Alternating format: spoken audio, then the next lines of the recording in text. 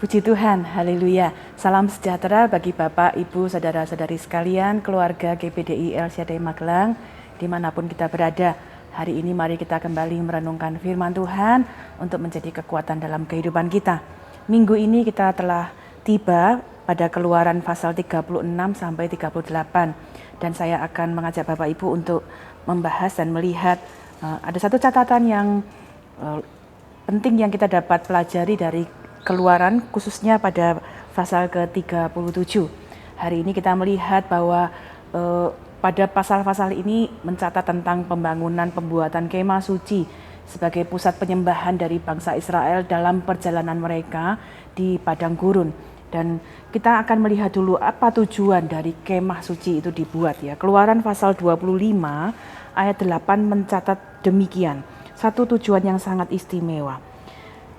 Keluaran 25 ayat 8, dan mereka harus membuat tempat kudus bagiku, supaya aku akan diam di tengah-tengah mereka. Ya Bapak Ibu Saudara sekalian, kemah suci ya dibuat dengan satu tujuan yang sangat istimewa. Allah berdiam, Allah bersama-sama dengan umatnya.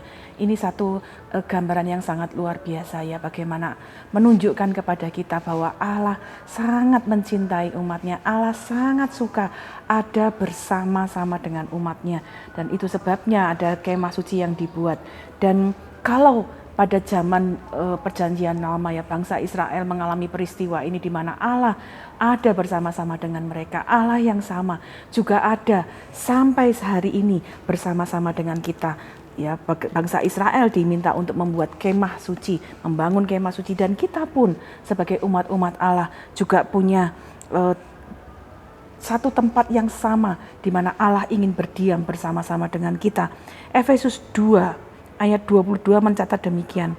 Efesus 2 ayat 22, di dalam Dia kamu juga turut dibangunkan menjadi tempat kediaman Allah di dalam Roh. Bapak Ibu Saudara sekalian ya, hidup kita adalah bait Allah di mana Allah juga ingin berdiam bersama-sama dengan kita. Allah ada bersama-sama dengan kita melewati segala perjalanan dalam kehidupan kita. Allah ada bersama-sama dengan kita. Kita ditebus, kita dikuduskan sehingga kita bisa merasakan kehadiran Allah. Dia bersama kita. Nah, hari ini kita akan melihat ada beberapa hal di mana kita dapat belajar tentang benda-benda yang ada dalam kemah suci. Dan kita dapat belajar bahwa di sanalah melalui benda-benda itu kita juga dapat melihat Allah hadir bagi umatnya. Dan Allah yang sama juga hadir bagi kita sampai hari ini. Ya, saya ingin mengajak Bapak Ibu melihat dalam Keluaran pasal yang ke-37. Nanti Bapak Ibu dapat melihat di sana beberapa catatan barang-barang yang ada di sana. Yang pertama kita akan melihat meja roti sajian. Bapak Ibu bisa melihatnya dalam Keluaran 37 ayat 10 sampai 16. Ya, di sana dikatakan bahwa ada meja dengan ada 2 tumpukan roti. Ya, dan kita dapat melihat bahwa Allah bersekutu melalui umatnya. Dia hadir melalui umatnya. 2 tumpukan roti itu memiliki 2 gambaran. Yang pertama adalah firman Allah.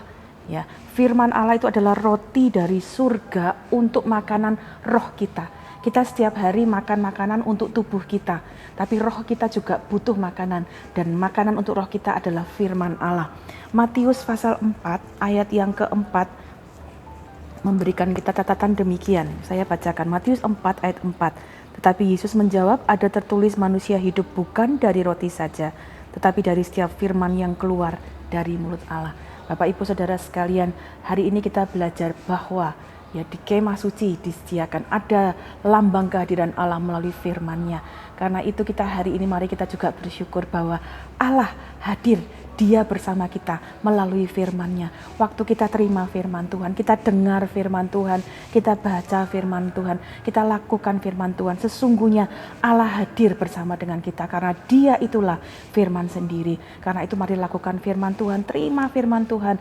Firman itu akan menyertai menjadi kekuatan bagi hidup kita. Lambang yang kedua, roti itu juga melambangkan perjamuan kudus. Ya, waktu kita ada roti yang dipecahkan ya, lambang tubuh dan darah Kristus yang diberikan untuk penebusan dosa kita. Karena itu mari kita juga ketika menerima perjamuan yang kudus ya, hargai, hormati itu. Karena ketika kita menerima tubuh dan darah Yesus, firman Allah berkata, Dia ada di dalam kita, kita ada di dalam Dia. Ya, ketika kita menikmati, menghormati perjamuan kudus, kita sedang menerima kehadiran Tuhan. Dia bersama dengan kita, memberikan kita kekuatan melewati hari-hari kita, melewati pergumulan kita dalam kehidupan ini. Dia ada bersama-sama dengan kita. Benda yang kedua yang dapat kita lihat adalah pada ayat 17 sampai ayat 24. Di sana ada benda yaitu kandil dari emas. Kandil itu dapat dikatakan juga dengan pelita atau kalau zaman sekarang kita menyebutnya lampu. Apa yang dapat kita belajar? Bahwa lampu itu adalah gambaran terang. Ya, Yohanes 8 ayat 12 saya bacakan berkata demikian. Yohanes 8 ayat 12. Maka Yesus berkata pula kepada orang banyak, katanya, akulah terang dunia. Barang siapa mengikut aku, ia tidak akan berjalan dalam kegelapan, melainkan ia akan mempunyai terang hidup. Ya, firman Allah mengatakan bahwa Yesus adalah terang dunia dan Dia menjadi terang dalam kegelapan dunia ini. Bapak, Ibu, Saudara, hari-hari ini kita mungkin berada dalam situasi yang penuh dengan kegelapan, tapi Dia ada hadir bersama dengan kita. Dialah terang dunia. Dia memberi terang kepada kita supaya kita pun juga dapat memberi terang, menjadi terang bagi sekitar kita. Itu sebabnya dalam Matius 5 ayat 14 firman Allah berkata demikian, kamu adalah terang dunia, kota yang terletak di atas gunung tidak mungkin tersembunyi. Allah hadir bersama dengan kita, Dia jadi terang supaya kita memiliki terangnya dan kita pun menjadi terang bagi dunia ini. Bapak, Ibu, Saudara, sungguh sangat indah ya. Dia bersama dengan kita, memberikan kita kekuatan supaya kita kuat di dalam Tuhan, dan dengan kekuatan Tuhan kita pun bisa membagi terang bagi keluarga kita, tetangga kita, tempat bekerja kita, pelanggan kita ya. Ada persekutuan yang sungguh sangat indah ketika kita membagikan terang Kristus ya kepada sekitar kita. Benda yang ketiga, Bapak Ibu dapat lihat kembali di dalam Keluaran pasal 37 tadi, ada benda yaitu meja mesbah pembakaran ukupan. Di sana ada mesbah di mana ada minyak urapan, ada wangi-wangian ya yang dibakar. Ayat 25 sampai 28 dalam Keluaran pasal 37. Mesbah pembakaran ukupan doa adalah untuk membakar ukupan ya atau kemenyan pada waktu itu, dan ketika itu dibakar ada asap yang naik, ada wangi-wangian yang dapat tercium. Apa yang dapat kita belajar? Ya, Wahyu pasal 5 ayat 8 memberikan kita gambaran. Apa maksud dari pembakaran itu? Wahyu 5 ayat 8, ketika ia mengambil gulungan kitab itu, tersungkurlah keempat makhluk dan ke-24 tua-tua itu di hadapan anak domba itu. Masing-masing memegang satu kecapi dan satu cawan emas penuh dengan kemenyan. Itulah doa orang-orang kudus. Bapak Ibu sekalian, benda yang ketiga adalah lambang kehadiran Allah dalam doa kita. Ya, firman Allah berkata, mari kita beri waktu untuk berdoa karena Dia hadir di dalam setiap doa-doa yang kita naikkan kepadanya. Doa orang yang benar akan mengubah orang yang berdoa itu sendiri. Mengapa? Karena di dalam doa-doa kita Dia hadir, ada kuasanya yang hadir. Karena itu jangan berdoa hanya sebagai satu kebiasaan. 1 Tesalonika 5 ayat 17 memberikan kita satu catatan, tetaplah berdoa, teruslah berdoa di dalam roh, di dalam kebenaran. Kita menyembah Tuhan, karena ketika kita berdoa dengan sungguh-sungguh, ya orang benar, ya doa orang yang benar adalah doa yang besar kuasanya. Kenapa? Karena kuasa Allah. Allah sendiri hadir ketika kita berdoa. Hari ini mari kita jadi anak-anak Tuhan yang kita belajar di kemah suci. Dia bersama-sama dengan kita. Dia hadir bersama dengan kita. Dia hadir melalui firman-Nya. Dia hadir melalui kehadirannya, terangnya sendiri. Dia hadir ketika kita berdoa. Karena itu mari jadi anak-anak Tuhan yang terus hidup di dalam doa, di dalam firman Tuhan. Ya, Allah hadir bagi kita, memberikan tuntunannya, memberikan kita kekuatan. Sama seperti kehidupan dari jemaat mula-mula ya. Dalam Kisah Para Rasul dicatat di sana bagaimana mereka hidup di dalam hal-hal ini. Saya ingin bacakan ayat yang terakhir, Kisah 2 ayat 42. Bagaimana cara hidup jemaat yang pertama? Mereka bertekun dalam pengajaran rasul-rasul dan dalam persekutuan, dan mereka selalu berkumpul untuk memecahkan roti dan berdoa. Ya, apa yang dilakukan oleh jemaat mula-mula ini adalah sesuatu yang tadi kita pelajari tentang benda-benda yang ada dalam kemah suci. Bagaimana mereka bertekun dalam pengajaran. Ya, pengajaran itu bicara tentang firman Allah. Ya, jemaat mula-mula mereka adalah jemaat yang bertumbuh, yang menjadi kuat. Kenapa? Karena mereka cinta firman Tuhan. Mereka bertemu dengan firman Allah. Mereka bertemu dengan Allah sendiri. Mereka dapat merasakan Allah hadir bersama dengan mereka ketika mereka baca firman Allah. Dan firman Allah berkata dalam ayat 42 tadi, dalam persekutuan. Ya, mereka yang terima terang Kristus, mereka bagikan terang Kristus bagi sesama mereka. Dan firman Allah berkata ada persekutuan yang erat. Dan hari ini kita pun belajar, mari kita yang terima terang Kristus, ya, dari pelita tadi, dari kandil tadi kita belajar tentang terang Kristus. Izinkan terang Kristus, ada kebaikan Tuhan itu terus ada di dalam hidup kita, bagikan itu kepada sesama. Kita hidup dalam persekutuan. Firman Allah berkata di dalam Kisah 2 ayat 42 tadi bahwa jemaat itu juga memecahkan roti. Mereka hidup dalam persekutuan, memecahkan roti dalam perjamuan yang kudus. Mereka menghargai persekutuan ibadah mereka kepada Tuhan, dan Allah hadir di sana. Dan terakhir dikatakan mereka pun bersekutu dalam doa. Hari-hari ini kita terus, saya mendorong Bapak Ibu terus hidup dalam doa, terus hidup di dalam doa, di dalam penyembahan kepada Tuhan.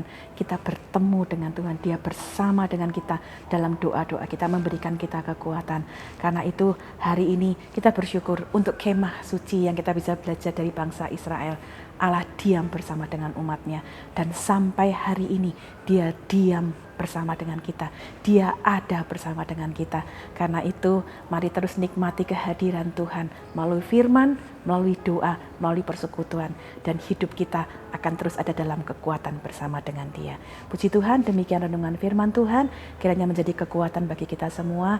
Mari kita akan bersama-sama mengakhiri dalam doa, dan di akhir doa saya akan membacakan doa melalui kalender doa yang Bapak Ibu juga dapatkan melalui call center.